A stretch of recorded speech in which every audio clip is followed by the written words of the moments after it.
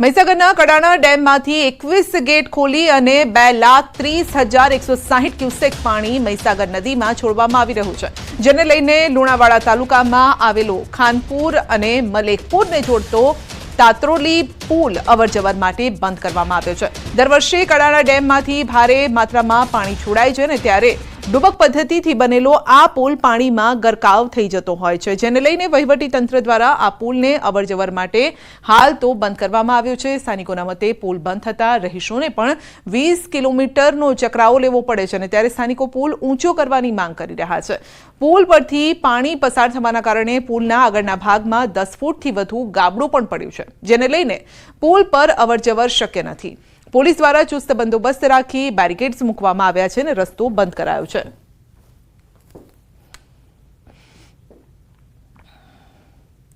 તો વરસાદ અને પૂરના કારણે કરોડો રૂપિયાનું સરકારી અનાજ પલળી ગયું છે। રાજ્યમાં પડેલા ભારે વરસાદ અને પૂરના પાણીથી સરકારને કરોડોનું નુકસાન થયું છે। સરકારે ટેકાના ભાવે ખરીદેલો ડાંગર પલળી ગયો છે। વિરમગામમાં ભાડે રાખેલા ગોડાઉનમાં રાખેલ ડાંગર પલળ્યો છે। વિરમગામના 3 ગોડાઉનમાં ડાંગરનો મોટો જથ્થો રખાયો હતો। 28 ઓગસ્ટના રોજ વરસેલા વરસાદમાં પાણી ઘૂસી ગયા હતા ગોડાઉનમાં અને અંદાજિત રૂપિયા 215 લાખની સરકારી ડાંગર જે હતી ત્યાં તે બગડી ગઈ છે। તો આ રિપોર્ટ આવ્યો છે અને ડાંગર પલળી જતા હાલ તેને અન્ય સ્થળે ખસેડવાની પ્રક્રિયા પણ ચાલી રહી છે। વધુ અપડેટ મેળવીશું સંવાદદાતા ગૌતમ પાસેથી। જી ગૌતમ, સરકારી અનાજનો જથ્થો પલળી ગયો છે। ચોક્કસથી વરસાદ અને પૂરના કારણે કરોડો રૂપિયાનું જે સરકારી અનાજ જે છે તે પલળી ગયું હોવાની બાબતો સામે આવી રહી છે। રાજ્યમાં પડેલા ભારે વરસાદના કારણે કરોડો રૂપિયાનું જે અનાજ જે છે તે પાણીમાં પલળ્યું હોવાની બાબતો સામે આવી રહી છે। મહત્વનું એ છે કે વિરમગામ પાસે જે ભાડે રાખેલા ગોડાઉનમાં ડાંગર રાખવામાં આવી હતી અને ત્યાં ડાંગર પલળી ગઈ હોવાની બાબતો સામે આવી રહી છે। 3 ગોડાઉનમાં ડાંગરનો જથ્થો રખાયો હતો। અંદાજિત કહી શકાય કે 215 લાખની જે સરકારી ડાંગર જે છે તે બગડી હોવાનો રિપોર્ટ જે છે તે સામે આવી રહ્યો છે, પરંતુ કરોડો રૂપિયાનું નુકસાન ગયું હોવાની પણ બાબતો સામે મળી રહી છે। કેન્દ્ર સરકારનું આ ગોડાઉન હતું જેમાં ટેકાના ભાવથી જે ખરીદેલી ડાંગર હતી, ડાંગરનો જથ્થો જે છે તેને સંગ્રહ કરવામાં આવ્યો હતો ને તે પલળી ગઈ હોવાની બાબતો સામે આવી રહી છે। જોકે વરસાદમાં પણ પ્રભાવિત ડાંગર થઈ હોવાની બાબતો અત્યારે હાલ રિપોર્ટમાં જાણવા મળી રહી છે। જી આપનો આભાર।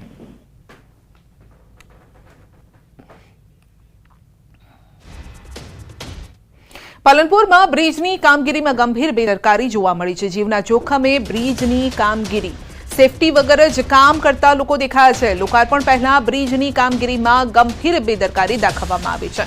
17 મીટરની ઊંચાઈ પરથી સેફટી વગર કામગીરી કરાય છે। તો આવતીકાલે બ્રિજનું લોકાર્પણ થાય તે પહેલા જ સામે આવી છે ગંભીર બેદરકારી। 11 માસ પૂર્વે પણ આવી જ બેદરકારીના પગલે ગડરો ધરાશાયી થતા 2 યુવકોના મોત નીપજ્યા હતા।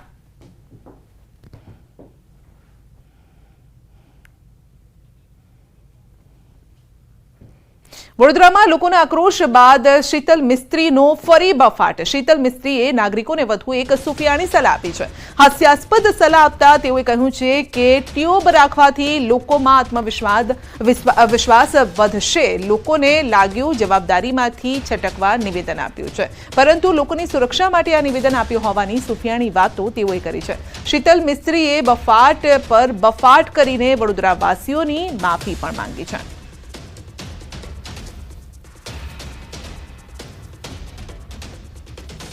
જે લોકોમાં બીકનો માહોલ છે તો એક ઘરમાં ટ્યુબ રાખવાથી તમારો વિશ્વાસ વધે એ આશયથી આ સ્ટેટમેન્ટ આપ્યું હતું। એક ડોક્ટર તરીકે મેં સ્ટેટમેન્ટ આપ્યું હતું કે હંમેશા માનવ જીવન બચે એ દિશામાં પ્રયત્ન કરતો રહ્યો છું, પરંતુ ચેરમેન તરીકે લોકોને લાગ્યું કે પોતાની જવાબદારીમાંથી છટકવા માટે આવું નિવેદન આપ્યું।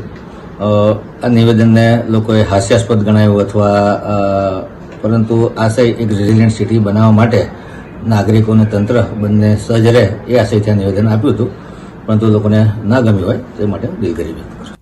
તો મહત્વનું છે કે વડોદરા પાલિકાના સ્ટેન્ડિંગ કમિટી ચેરમેનના નિવેદન બાદ શહેરમાં આક્રોશ ભભૂકી ઉઠ્યો છે। સામાજિક કાર્યકરો ટ્યુબ અને દોરડા લઈ કોર્પોરેશન પહોંચ્યા હતા।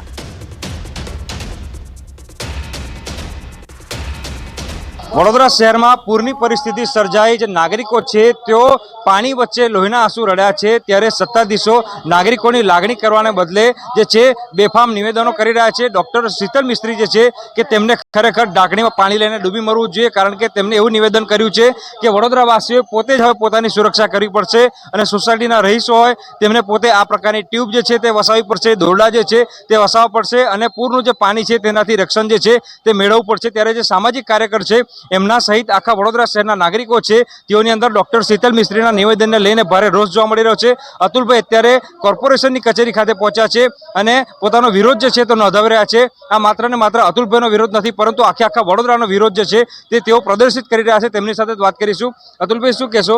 ડાહી સાસરે ના જાય, ગાડીને શીખામાં ના લે, સુફિયાની સલાહ આપી રહ્યા છે. જ્યારે કામ કરવાનું હતું ત્યારે તો ગ્રાઉન્ડ પર દેખાય નહીં, તમે વિરોધ કરી રહ્યા છો. જે રીતના અમે વિરોધ કરી રહ્યા છે અને સાથે કહી રહ્યા છે કે ચેરમેન સાહેબને દિલની વાત બહાર આવી ગઈ છે. 30 વર્ષની અંદર કેટલાય મેયરો આવ્યા, કેટલા ચેરમેન આવ્યા, કેટલા કમિશનર આવી ગયા, પરંતુ વડોદરા શહેરને કોઈ સુવિધા આપી નથી, કોઈ પ્રાથમિક સુવિધા પણ આપી નથી. સાથે હાલમાં જે પૂરની પરિસ્થિતિ સર્જાઈ, તમારું પણ ઘર ડૂબ્યું, મારું ઘર ડૂબ્યું, અમીર પણ ડૂબ્યો, ગરીબ પણ ડૂબ્યો. અને જો આ પૂરની માટે જવાબદાર હોય તો આ વડોદરા મહાનગરપાલિકાના સત્તાધીશો. આ લોકોના કારણે વિશ્વામિત્રી નદીની અંદર અનેક પ્રકારના પુરાણ થયા, દબાણ થયા, ગેબ્રિજના થયા, અનેક બાંધકામો થયા. અગોરા મોલ લઈ લો, સાથે સયાજી હોટલ લઈ લો, નગરસેવકોના બંગલા લઈ લો, તમામ જાતના દબાણ કરવામાં આવે. એ દબાણ દૂર કર્યા નહીં, પરંતુ ભ્રષ્ટાચાર કર્યો. રાજ્ય સરકારના નાણાં આવ્યા, કેન્દ્ર સરકારના નાણાં આવ્યા, વડોદરા મહાનગરમાં જનતાએ વેરો ભર્યો, ફક્ત આ લોકો ભ્રષ્ટાચાર આચર્યો. અને હવે સુપ્રિયાની સલાહ જ્યારે આપવા નીકળ્યા છે ત્યારે અમે ચેતવી દઈએ છીએ કે આગામી વડોદરા મહાનગરની જ્યારે ચૂંટણીઓ છે ત્યારે જનતા જાગી ગઈ છે અને હવે તમારો ભાગવાનો સમય આવ્યો છે. વડોદરામાં પૂરની સમસ્યા સામે કોંગ્રેસની માંગ છે. કોંગ્રેસ નેતા અમિત ચાવડાએ સીએમને પત્ર લખ્યો છે. વડોદરા શહેરમાં પૂરના પાણીથી તબાહી સર્જાઈ છે. ચાલુ વર્ષે પણ 13 લોકોએ જીવ ગુમાવ્યા છે. મોટા પ્રમાણમાં માલ મિલકતને નુકસાન થયું છે. ચાવડાએ પત્રમાં ટાંક્યું છે કે વડોદરાની આ તબાહી માટે નદી કિનારાના ગેરકાયદેસર બાંધકામો, ગ્રીન ઝોનમાં ફેરફાર કરી થયેલા બાંધકામો અને કાંસ તળાવો ઉપર દબાણ જવાબદાર છે. નદી કિનારે અને કાંસ પાણીના નિકાલની જગ્યાએ કેટલાક નેતાઓના ગેરકાયદેસર બાંધકામોના કારણે વડોદરામાં આ પરિસ્થિતિ ઊભી થઈ છે તેવો આક્ષેપ કર્યો છે. સાથે જ તાત્કાલિક આ તમામ ગેરકાયદેસર બાંધકામ 30 દિવસમાં દૂર કરવામાં આવે તેવી માંગ કરી છે.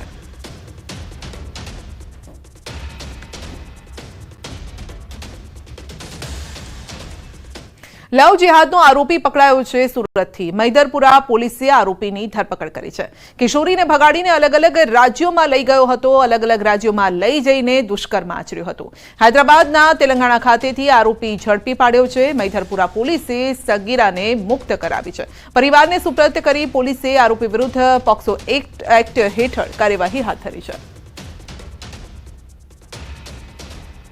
સુરતમાં ફરી એક વખત લવ જિહાદનો મામલો સામે આવ્યો છે. સુરતના મેદરપુરા વિસ્તારમાં રહેતા મૂળ નેપાળની ખુશી નામની 13 વર્ષની કિશોરીને મેદરપુરા વિસ્તારમાં જ રહેતો મોહમ્મદ નૂર બાનુ અબજદ સૈયદ નામનો યુવક 14 ઓગસ્ટે ભગાડીને લઈ ગયો હતો. જોકે કિશોરીને ભગાડ્યા બાદ આ કિશોરીને અલગ અલગ રાજ્યોમાં ફેરવી હતી. જોકે પરિવારે આ કિશોરીના પરિવાર દ્વારા પોલીસ મથકમાં ફરિયાદ કરવામાં આવી હતી, જેના આધારે પોલીસે આરોપી અને યુવતીને હૈદરાબાદ અને તેલંગાણા ખાતેથી ઝડપી પાડવામાં સફળતા મેળવી છે. જોકે ઝડપાયા બાદ આ બંનેની પૂછપરછ કરતા જે આરોપી છે તે મુસ્લિમ હતો અને તેને આ કિશોરીને પોતાના પ્રેમજાળમાં ફસાવી લગ્નની લાલચ આપીને ભગાવી ગયા હોવાની વિગતો સામે આવતા પોલીસે હવે આ મામલે બળાત્કાર અને પોક્સો એક્ટ હેઠળનો ગુનો દાખલ કરી વધુ તપાસ શરૂ કરી છે.